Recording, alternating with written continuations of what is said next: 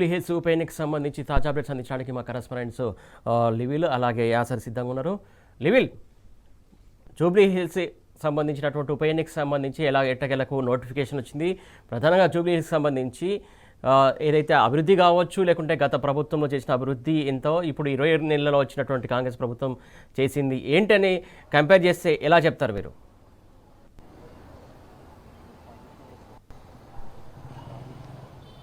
ఇవాళ జూబ్లీహిల్స్ ఉప ఎన్నికకు సంబంధించి ఇవాళ మధ్యాహ్నము ఈసీఐ షెడ్యూల్ విడుదల చేసింది. నవంబర్ 11న ఉప ఎన్నికకు పోలింగ్ ఉంటుంది, నవంబర్ 14న రిజల్ట్ ఉంటుంది. అయితే మాగంటి గోపీనాథ్ అకాల మరణం తర్వాత ఏర్పడిన ఈ ఉప ఎన్నికకు ప్రధానంగా బీఆర్ఎస్ పార్టీకి కంచుకోట ఈ జూబ్లీహిల్స్ నియోజకవర్గం గత 3 పర్యాయాలుగా బీఆర్ఎస్ పార్టీ గులాబీ జెండా ఎగరవేసింది.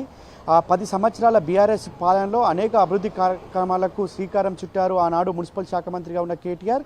అంతేకాకుండా అనేక మంది అంటే పేదలకు కావచ్చు, ఇటు మధ్యతరగతి కుటుంబాలకు కావచ్చు, అందరికీ కూడా ఆపద ఉందని చెప్తే చాలు అండగా ఉన్నారు Jubilee Hills MLA Gopinath.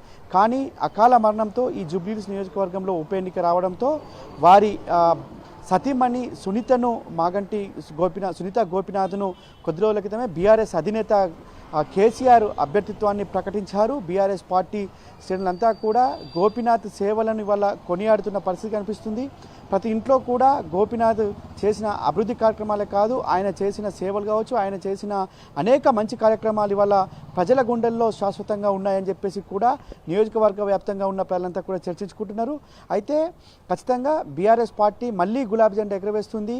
BRS party car గుర్తుకు ఓటేయడానికి ప్రజలంతా కూడా సిద్ధంగా ఉన్నారని చెప్తున్నారు. అంటే మొదటగా దుఃఖంలో ఉన్నప్పటికీ కూడా మాగంటి సునీత గోపీనాథ్ కుటుంబ సభ్యులు కూడా ప్రతి గడపకి వెళ్తున్నారు, ప్రతి ఇంటికి వెళ్తున్నారు. ఆనాడు గోపీనాథ్ చేసిన సేవలను గుర్తు చేస్తున్నారు. ఖచ్చితంగా మళ్ళీ గోపీనాథ్ ఆశయాలను నెరవేర్చాలంటే కారు గుర్తు కోటేయండి, నన్ను గెలిపించండి అని చెప్పేసి కూడా ప్రతి ఇంటికి వెళ్తున్నారు. వారికి అండగా బీఆర్ఎస్ పార్టీ నాయకులంతా కూడా జూబ్లీహిల్స్లో ఉన్న బీఆర్ఎస్ పార్టీ నాయకులంతా కూడా వారికి అండగా ఉన్నారు. ఆ దుఃఖంలో కూడా ఖచ్చితంగా దిగమింగుకొని ప్రతి గడపను తట్టి ఇవాళ కాంగ్రెస్ పార్టీ చేసిన మోసాలను, నాడు బీఆర్ఎస్ పార్టీ చేసిన అభివృద్ధి ఫలాలను ఇంటింటికి వివరిస్తున్నారు. అయితే ఇవాళ షెడ్యూల్ విడుదలైన నేపథ్యంలో మరింత జోరందుకుంది బీఆర్ఎస్ పార్టీ ప్రచారం. ఇప్పటికే 7 డివిజన్లకు గాను ఇన్ఛార్జ్లను నియమించారు, బూత్ లెవెల్ కమిటీలు ఏర్పాటు చేశారు.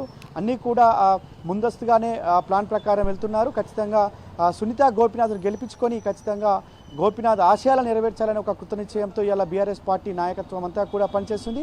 అయితే ప్రధానంగా జూబ్లీహిల్స్ నియోజకవర్గంలో గత 2 నెలలుగా ఇక్కడ స్థానికంగా ఉన్న నాయకులంతా కూడా ప్రచారం చేస్తున్నారు. వారు ఏ విధంగా ప్రజల నుంచి స్పందన వస్తుంది, గోపీనాథ్ ఆశయాలకు ఏ విధంగా గులాబీ జెండాకు పట్టం కట్టనున్నారు. గత 3 పర్యాయాలుగా గులాబీ జెండా ఎగరవేశారు. ఈసారి కూడా గులాబీ జెండాను ఎంత మేరతో ఎగరవేయడానికి చెప్పి మాట్లాడడానికి మనతో పాటు స్థానికంగా ఉన్న నాయకులు ఉన్నారు. చెప్పండి, ఇవాళ ప్రధానంగా జూబ్లీహిల్స్ నియోజకవర్గానికి ఉప ఎన్నిక వచ్చింది. అసలు రావాల్సింది కాదు, కానీ ఉప ఎన్నిక వచ్చింది. ఇవాళ వారి కుటుంబ సభ్యులుగా భావించే మీ నియోజకవర్గ ప్రజలు ఏమంటున్నారు? మీరంతా కూడా గత 2-3 నెలలుగా ప్రచారంలో ఉంటున్నారు, వారి సతీమణికి అండగా ఉంటున్నారు, ఏమంటున్నారు అసలు? నమస్తే, నా పేరు నవీన్ పటేల్. మీరు అన్నట్టుగా మాగంటి గోపీనాథ్ గారి అకాల మరణంతో నియోజకవర్గ ప్రజలందరూ కూడా చాలా బాధగా ఉన్నారు. మరి ఇలాంటి సమయంలో ఈ ఎలక్షన్ జరగడం ఒక బాధాకరమైన విషయం. కాకపోతే ఇప్పుడు ఈ మాగంటి గోపీనాథ్ అన్నగారు చేసిన అభివృద్ధి కార్యక్రమాల చూసుకొని మరి మన బీఆర్ఎస్ ప్రభుత్వం ఉన్నప్పుడు గత 10 సంవత్సరాల్లో ఈ జూబ్లీహిల్స్ నియోజకవర్గం ఎంతైతే అభివృద్ధి జరిగిందో, ఏ ఎలక్షన్ వచ్చినా కూడా జూబ్లీహిల్స్ ప్రజలు ఖచ్చితంగా బీఆర్ఎస్ పార్టీ వైపే ఉన్నారు.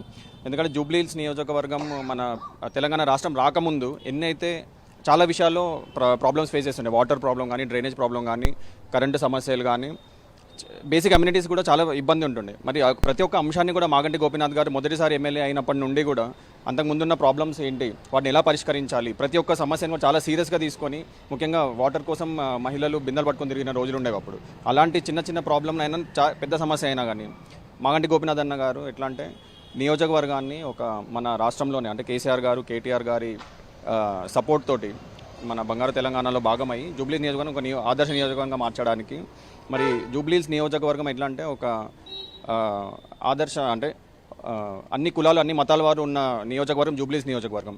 మాగంటి గోపీనాథ్ అన్నగారు ఒక నిజమైన సెక్యులర్ లీడర్ లాగా హిందూ ఫెస్టివల్స్ వచ్చినా, క్రిస్మస్ వచ్చినా కానీ, బక్రీద్ ఫెస్టివల్ వచ్చినా కానీ అన్ని కులాలని, అన్ని మతాలని ఈక్వల్గా చూసే ఒక గొప్ప నాయకుడు మాగంటి గోపీనాథ్ అన్నగారు. మరి అలాంటి నాయకుడు ఆశయాల్ని ముందుకు తీసుకెళ్తా అని ఈరోజు ఆయన అంత దుఃఖంలో ఉన్నా కూడా మాగంటి సునీత గారు ముందుకు రావడం అనేది చాలా అభినందించదగ్గ విషయం. మరి జూబ్లీ హిల్స్ నియోజక ప్రజలందరూ కూడా మాగంటి సునీత గారికి సపోర్ట్గా నిలవడానికి ఆల్రెడీ ప్రిపేర్ అయి ఉన్నారు. మరి ఇప్పుడు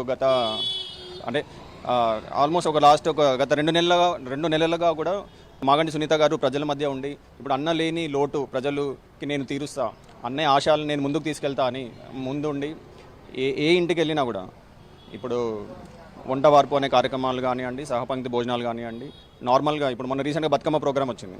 మాగంటి గోపీనాథ్ అన్న గారు ప్రతి సంవత్సరం కూడా మన ప్రభుత్వం బతుకమ్మ చీరలు ఇచ్చినా కూడా అన్న ఒక గిఫ్ట్ ఇచ్చి ప్రతి మహిళని పండగకి శుభాకాంక్షలు తెలిపేవారు.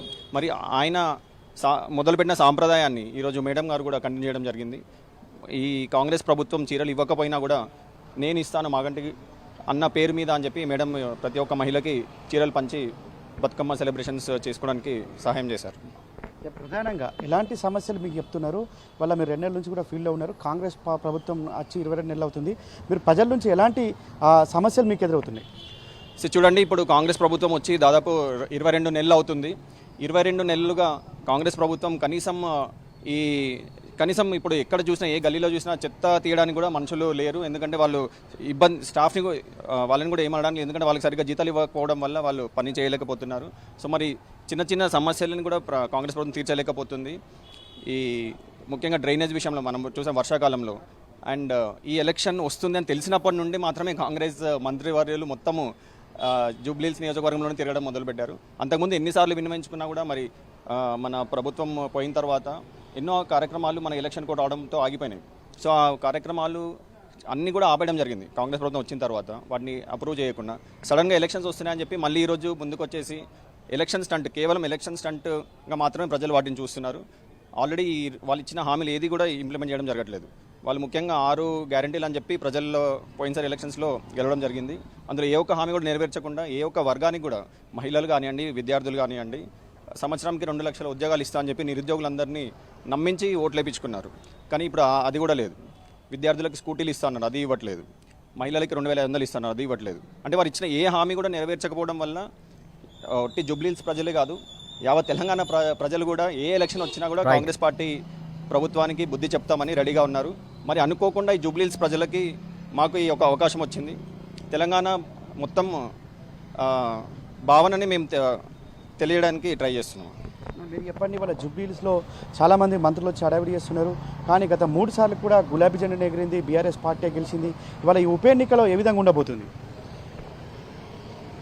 ఈ ఉప ఎన్నిక ఎట్లా ఉండబోతుందంటే, మా గోపీనాథ్ గారు లేని బాధ చాలా ఉంది మాకు. ఈరోజు ఆయన 2 రోజులు పబ్లిక్లో హిందూ, ముస్లిం, క్రిస్టియన్, సెక్యులర్ లీడర్ ఉండే అతను. ఇప్పుడు నిన్న హరీష్ రావు రావడం జరిగింది, మాజీ మంత్రి హరీష్ రావు గారు రావడం జరిగింది. నిన్న భారీ ర్యాలీతో హైలం కాలనీ నుంచి ఎల్ఎన్ నగర్లో వాళ్ళు ఏవిచ్చి 6 గ్యారంటీలు ఇచ్చారో ఆ 6 గ్యారంటీల కార్డుని ఇంటింటికి చేర్చడం జరిగింది. నిన్న పబ్లిక్ వాళ్ళ ఏమంటున్నారంటే, గతంలో బీఆర్ఎస్ గవర్నమెంట్, కేసీఆర్ గారి గవర్నమెంట్లో 200 పింఛన్ 2000 చేశారు. కేసీఆర్ కిట్టు లేదు. ఇప్పుడు ఏమంటున్నారంటే, మాకు కేసీఆర్ కిట్టు లేదు, ఏం లేదు, 2000 పింఛన్ 4000 చేస్తా అన్నారు, ఇంకా ఇందిరమ్మ ఇల్లులు అన్నారు. అవి ఏమొస్తలేరని ప్రజలు హరీష్ రావు గారితో నిన్న చెప్పుకొని బాధపడుతున్నారు వాళ్ళంతా. ఎవరిని అడిగినా ఖచ్చితంగా జూబ్లీహిల్స్ ఉప ఎన్నికలో ఖచ్చితంగా బీఆర్ఎస్ పార్టీ గెలుస్తుందని చెప్తున్నారు. ఖచ్చితంగా ఈ ఉప ఎన్నికల్లో కాంగ్రెస్ పార్టీ గుణపటం చెప్తున్న పరిస్థితి కనిపిస్తుంది. సురేష్.